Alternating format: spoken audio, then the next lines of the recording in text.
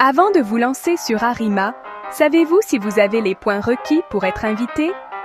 Vous devez vous poser cette question avant toute chose. Connaissez-vous le minimum de points requis pour les seuils d'employabilité et de sélection? Savez-vous quels domaines d'emploi sont prioritaires pour le Québec? Vous devez savoir, car ça jouera sur vos chances d'être sélectionné. Avant de continuer, si c'est la première fois que tu visionnes nos vidéos, merci et prends le temps de t'abonner pour nous soutenir.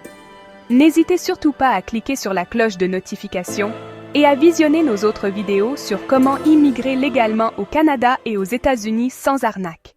Donc, je vous conseille de vérifier d'abord si vous êtes admissible avant de vous lancer sur Arima.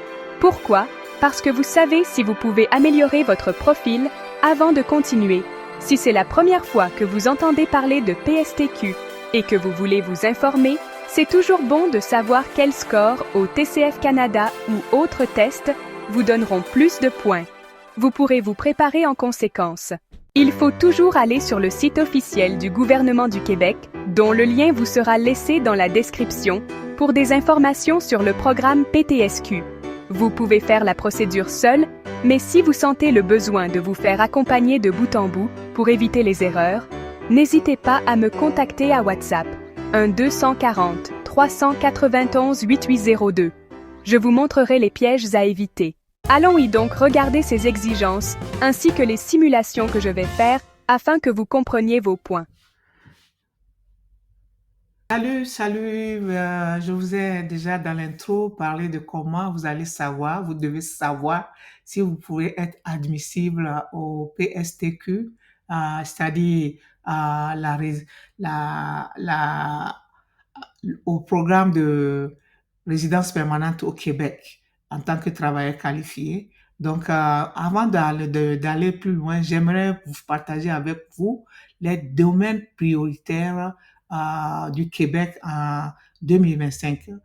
Je pense que le Québec définit ses besoins en main-d'œuvre et ceux qui sont prioritaires pour pouvoir immigrer dans cette province-là.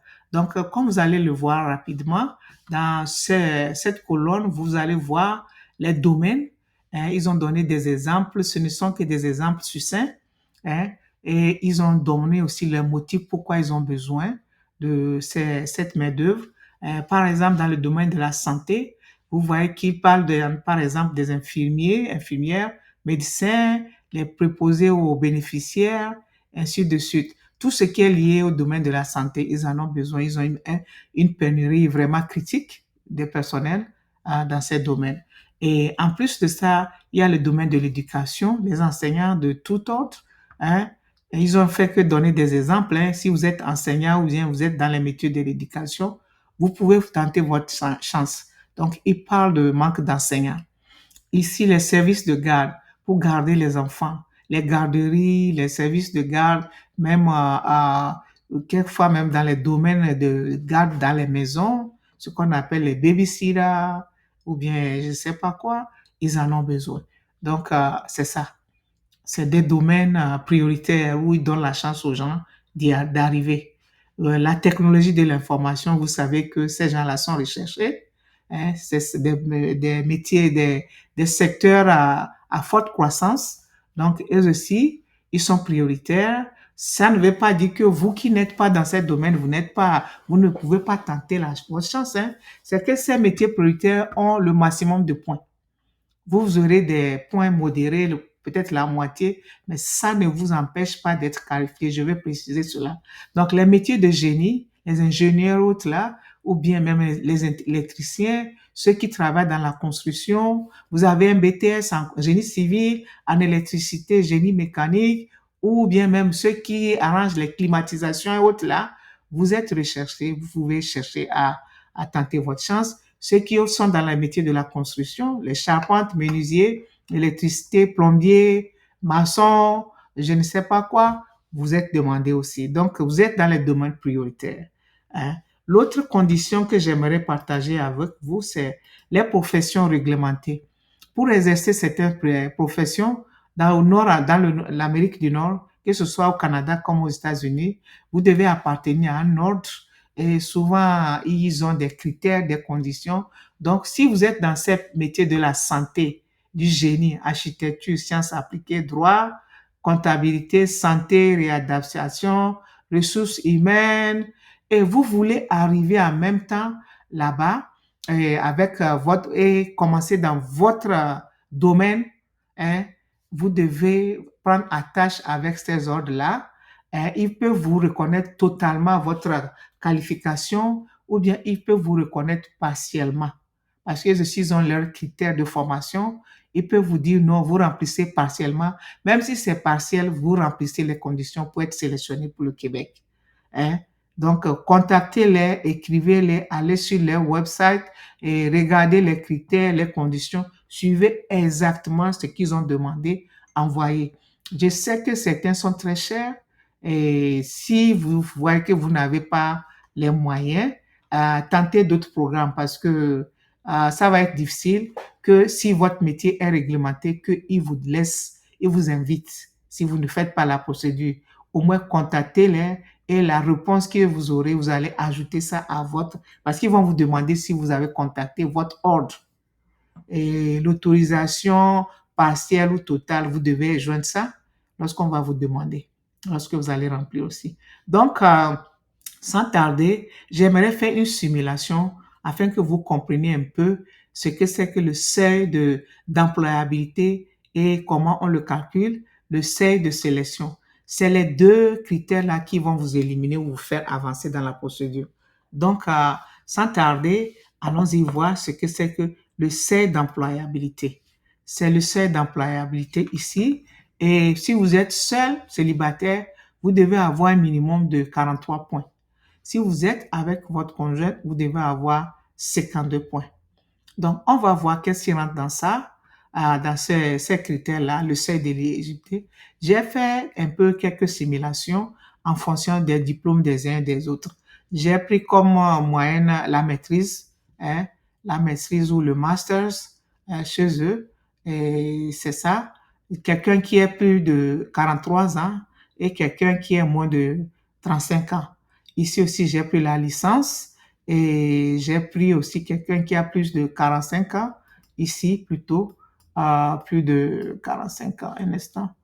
Parce que je veux que vous voyez ce que ça donne. Et plus de 35 ans. Et j'ai pris ici quelqu'un qui a un bac et un bac technique, un bac plus une formation. Donc, sans tarder, nous allons commencer. Ici, secondaire général, si vous avez fait le lycée, la personne a 2 points. Si vous avez fait le lycée, bon, je considère que, et une formation professionnelle, leur secondaire ici, c'est comme le CG1. Et vous avez fait une formation diplômante de la main ou bien chose, vous avez comme 4 points, hein? 4 ou 6 points, on va lui donner 4 points par exemple. Hein? Attendez, j'ai ajouté ça, donc je vais agrandir un peu. Donc je retourne, il a eu 4 points. Je vais l'agrandir. Donc celui-là, il n'a fait que le bac. Celui-là, il a fait le bac technique, donc ou bien BT, ou bien il a eu le bac et il a fait une formation. Lui, il aura 8 points.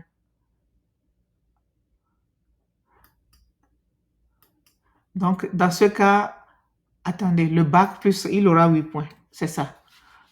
Donc, ceux qui ont le CAP avec BPC, ils auront juste 4 ou 6 points. Donc, celui-là, on a dit qu'il a fait le bac. Celui qui a fait la licence, c'est baccalauréat qu'ils appellent ça ici. Donc, il a une licence avec truc, il a 10 points. Hein. Celui-là, il a aussi la licence, mais il est plus âgé, il aura 10 points. Celui qui a fait une maîtrise ici, lui, il a 12 points. Et celui-là aussi a fait une maîtrise, malgré qu'il est âgé. Hein, il est moins âgé plutôt, c'est ça. Donc, celui qui a un doctorat, lui, venant ici, il a 14 points, 14 points. Ce n'est pas le cas. Maintenant, on veut voir si son domaine est prioritaire. Disons que les 3 sont dans des domaines prioritaires. Donc, ils auront le maximum de 12 points. Hein? Donc ici, c'est quelqu'un qui est dans un domaine prioritaire. On vient ici, on lui donne les 12 points. Supposons qu'ils sont tous dans les domaines prioritaires. On les donne les 12 points. 12 points, 12 points et 12 points.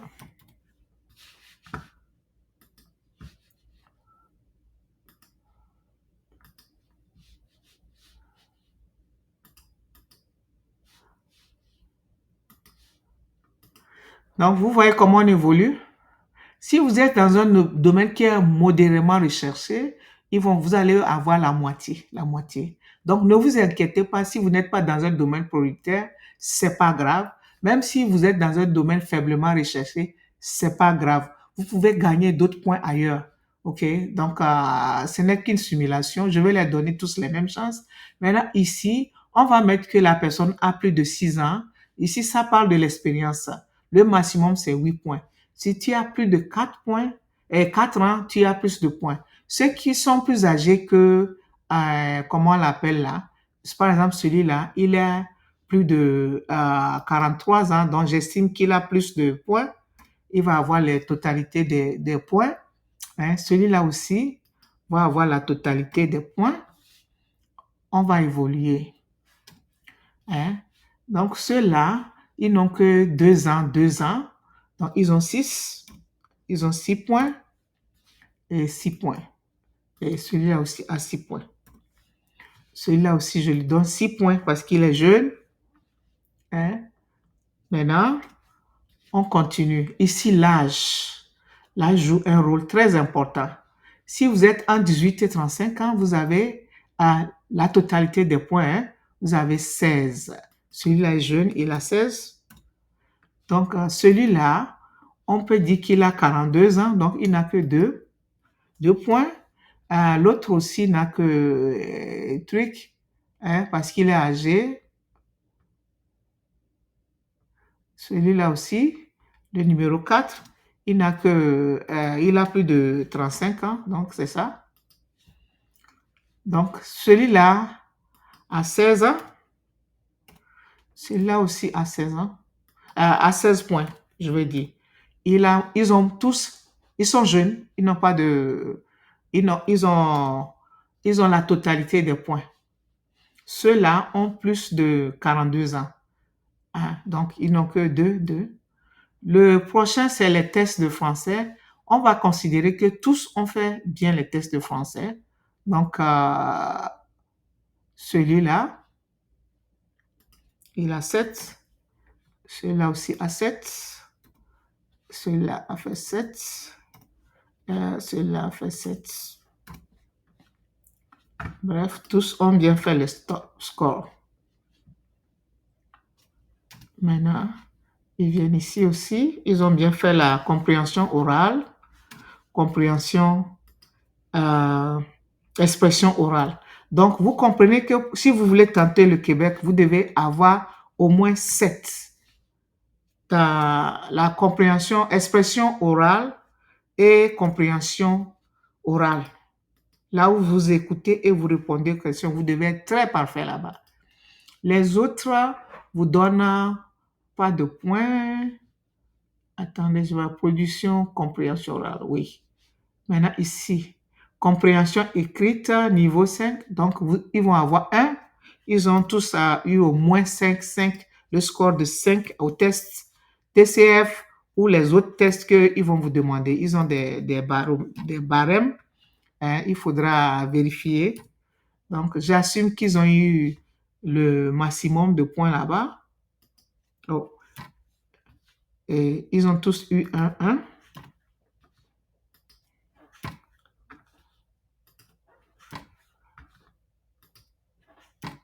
Maintenant, séjour au Québec. Si vous avez déjà séjourné de plus de 3 mois au travail, ils n'ont jamais séjourné. Donc, présence du famille, c'est 0, 0. Ils n'ont rien. 0, 0, 0. Je vais rapidement copier ça et mettre partout. C'est la première fois qu'ils tentent leur chance au Québec. Donc voilà, voilà ce que nous avons eu. Celui-là, hein, c'est le seuil d'employabilité. Hein. Celui-là, il a 43 ans. Pourquoi il a plus A? J'ai fait une erreur. C'est plutôt celui-là qui doit avoir 16. Hein, 16. Et celui-là 2. OK. Donc, les jeunes ont eu 16 pour leur âge. Moins de 16. Oui. Donc, vous voyez, ils ont eu tous les tests, mais parce que l'âge a frappé les deux autres là, voilà. Celui-là, s'il va seul, il a les points. Tous, s'ils vont seuls, les personnes âgées, s'ils sont âgés, idéalement, pour pouvoir passer le seuil d'employabilité, ils doivent partir seuls. Parce qu'ils ont juste 50 points. Alors que s'ils veulent partir avec leur femme, ils ont besoin de 52 points. La même chose aussi pour celui-là. Lui, c'est parce que c'est son diplôme qui est moindre, qui lui a donné moins, 2 points de moins. Et c'est pour ça qu'il a eu 48. S'il est seul, il passe. Donc, si vous savez les critères, vous saurez comment présenter votre demande. Si vous êtes âgé et vous ne pouvez pas avoir les points requis, c'est mieux d'aller seul. Ou bien si votre femme n'a pas un niveau qui la permette de faire le test de compétences linguistiques, vous pouvez choisir d'aller seul. Si vous obtenez la résidence, vous pouvez venir souvent et vous pouvez trouver une formule pour sponsoriser votre femme pour qu'elle puisse aller. Donc, c'est ça le seuil d'employabilité. On veut s'assurer que vous pouvez trouver du boulot. Hein? Donc, tout ça là, c'est parce que nous avons considéré que tous ces gens-là travaillent dans des domaines prioritaires. Si ce n'est pas le cas, ça peut diminuer les points. Donc, ici, même si ça diminue, supposons que les vieux, les personnes âgées là, ils perdent ils se retrouvent avec 6 points. Je vais effacer. Même avec 6 points, je crois qu'ils sont toujours admissibles. Ah, j'ai changé pour quelqu'un d'autre qui ne l'était pas. 16. OK. OK. Si celui-là n'est pas dans un domaine prioritaire,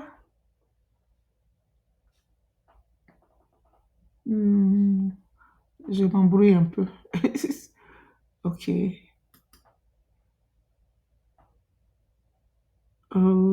6 mois, on a dit que 6 mois, c'est combien? 2 ans, 6.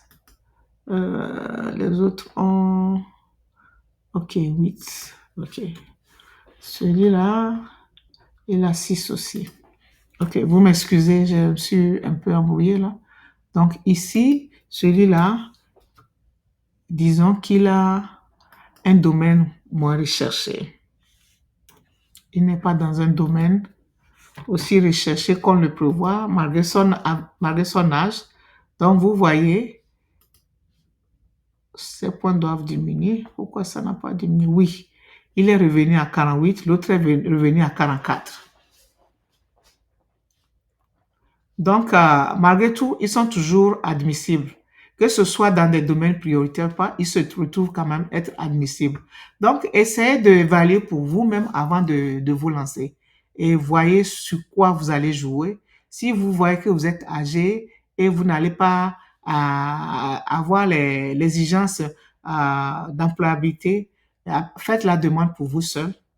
Vous pouvez ajouter les enfants parce que les enfants vous donnent des points. Bon, je ne sais pas. Hein, donc, c'est ça. On va maintenant aller rapidement au seuil de sélection. Le seuil de sélection, pour le seuil de sélection, c'est très simple aussi, presque les mêmes critères. Hein. Je vais faire pour quelqu'un qui a le bac, une formation sans bac et formation avec bac, une licence jeune et une licence à personne âgée. Donc, il y a la formation et les points. Ici, Si vous avez fait juste le secondaire et puis vous avez appris un métier sur le tas, vous avez 2. Mais généralement, nos CAP, ils ont ça. Ils ont l'équivalent de ça. Donc, j'ai mis 6 par exemple pour quelqu'un qui n'a pas de bac. Quelqu'un qui a un bac technique, lui, je lui ai donné 8. Quelqu'un qui a une licence a 10. C'est la licence qu'ils appellent bac. Donc, 10 est la même chose ici. Maintenant, je mets que tous les 3 sont dans un domaine recherché prioritaire. Ils ont eu 12. 12. Celui-là, par exemple, je l'ai mis, je peux le mettre 12 aussi, on va voir ce que ça donne. Après, je vais faire qu'ils ne sont pas dans un domaine, ça, comment on dit là, prioritaire. Donc ici, ceux qui ont 2 mois et plus, ils ont 6, 6, 6. Je les ai mis. La personne qui est très âgée, j'estime qu'elle aura plus d'expérience. Donc, je lui ai donné plus de 4 ans. Donc, ça fait 8 points. C'est là le maximum. Maintenant, en fonction d'âge, hein, si vous êtes entre 18 et 35, vous avez les 16 points. Tous ces jeunes-là ont ça. Celui qui a plus de 35 ans, j'ai estimé que il a 45 ans, donc il perd à peu près 10 points. 2 points par âge. 2 points, hein, après 35 ans. S'il a perdu, il a 5 ans, non, disons 40 ans, il a 5 ans fois 2, ça, il perd 10 points, donc il lui reste seulement 6 points. OK? Ce n'est pas encore grave. Ils ont tous fait les tests, hein, ils ont les bons points là-bas. Ils n'ont pas fait l'anglais, hein, ils n'ont pas encore trouvé de boulot. Mais l'avantage de celui qui est chose, c'est qu'il a des enfants. L'un des 2 licenciés, ils ont des enfants. Hein, je les donne par exemple ça. Mais pour mettre les enfants, c'est bon. Si votre femme n'a pas un niveau qui lui permet de faire chose, ne vous gênez pas parce qu'elle doit avoir peut-être la langue. Souvent, ils demandent 4 minimum, je ne sais pas, mais vérifiez. Hmm. Sinon, ces 2-là, ils sont célibataires, donc ils ont 0-0. Celui-là, il a des enfants, hein, il a des enfants et la femme aussi a un niveau qui lui permet de faire chose, c'est ça. Celui-là, il peut avoir la femme qui a un niveau, hein, de formation et puis truc, même si on lui donne le minimum, hein, disons la moitié des 17 là, on lui donne au moins 8 points ou 6 points, il est toujours bon. Même, ou sans ça, même si c'est 0 qu'il a ici, il est toujours bon. Il a 60 au moins. 60 pour quelqu'un qui est marié, il a besoin de 59, donc il a déjà passé. Hein? Celui qui est célibataire, il n'a besoin que de 56. Donc, voici celui-là qui n'a même pas eu le bac, qui a fait un CAP plomberie, CAP électricité, il a 56, il passe. Il va être invité. Celui-là aussi a fait un BT, hein, un bac ou a plus une formation. Lui aussi n'est pas marié. Lui aussi, il est admissible. Celui-là, hein, il a une licence, il est jeune. Vous voyez les points qu'il a eu parce qu'il a des enfants. Il a une femme, il a des enfants. Supposons qu'il n'a pas il a une femme, il n'a pas d'enfant, il perd les points de l'enfant, mais il est toujours très élevé dans le score. Donc, il passe. Celui-là qui est âgé et qui a des enfants, hein, dont la femme n'a pas un niveau d'éducation, la femme est jeune, donc on peut dire elle a 3 points. Donc, voilà. Hein. Donc, c'est ça, le seuil de sélection. Si vous arrivez à obtenir les points, le minimum ici, le seuil d'employabilité, et vous arrivez à avoir le minimum au seuil de sélection, donc vous pouvez espérer que si vous faites votre demande, les chances soient élevées qu'on vous appelle. Hein, on vous invite à soumettre officiellement votre demande de résidence permanente au Québec. Et c'est à partir de là maintenant que, après avoir fait cette test d'admissibilité vous-même, hein, vous pouvez maintenant aller vous préparer et créer votre compte sur Arima. Je vous conseille de faire ça parce que souvent les gens font, après ils disent, oh, on m'a rejeté, on m'a rejeté. Vérifiez d'abord si vous remplissez les conditions. Si vous ne remplissez pas les conditions, qu'est-ce qu'il faut faire? Comme je l'ai dit, si vous voyez qu'on exige coûte que coûte que la femme fasse le test, donc ne mettez pas la dame. Ne mettez pas la dame. Allez comme si vous allez seul et vous allez voir que vous allez remplir ce seuil-là. C'est ce seuil-là qui est très critique, qui m'inquiète. Si vous arrivez seul à faire ça, avancez. Dans le cas contraire, euh, trouvez une autre formule. Hein. Prenez le temps, elle va aller passer les tests et ensemble, vous allez faire la formule. Donc, de toute façon, si elle est jeune, elle peut avoir quelques points ici. Si elle est vraiment en dessous de 35 ans, elle peut avoir les 3 points, même si elle n'a pas une formation, elle n'a pas la langue, hein, ou bien si elle a fait. Et puis souvent, pour les conjoints, on demande un minimum de score 4. Hein. Donc, si elle a quand même un niveau BPC, un niveau chose, il faut la préparer, elle va faire le test et vous allez faire ça ensemble. Comme ça vous donne quelques points. Vous avez vu que tous ces gens-là ont pu passer. Bref, c'est ce que nous voulons vous montrer dans cette vidéo. Dans notre prochaine vidéo, nous allons ensemble créer un compte Arima. On va répondre au questionnaire de Arima et ensemble, je vais vous montrer comment soumettre votre demande d'intérêt rapidement. Et je vous encourage à vous préparer parce que il va reprendre bientôt en juillet hein, les invitations. Donc, si vous faites la demande rapidement, vous pouvez être invité si vous remplissez les conditions. Surtout ceux qui n'ont pas pu passer au niveau de entrée express. Hein. Il faut tenter votre chance avec le PSTQ. Peut-être ça va marcher. C'est long, mais l'avantage, c'est que c'est moins contraignant. Et en plus de ça, les preuves de fonds sont presque un tiers.